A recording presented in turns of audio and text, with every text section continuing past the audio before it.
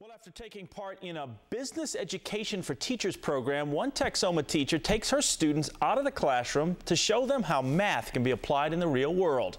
Victoria Moranin has the story.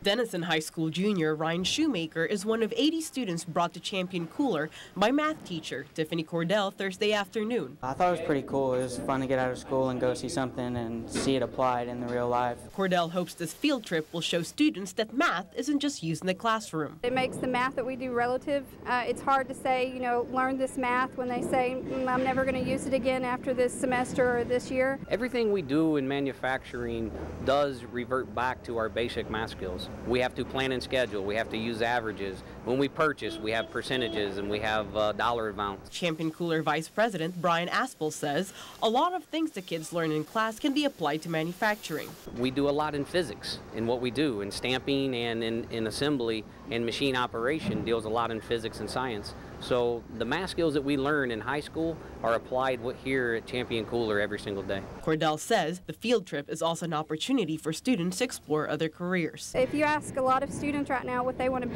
be a doctor or a lawyer or things that are in their life that they see every day. Well, they've never seen these kind of careers before, so I'm hoping that they get new possibilities of different ways that they can take their life. Learning more about manufacturing sparked Shoemaker's interest, but he says he has other plans. I'm more of a biology kind of guy, so I'm not really into the hands-on kind of stuff, but I see now that if I wanted to go into some kind of research field or something, that there's a lot more ways to go than just going to college.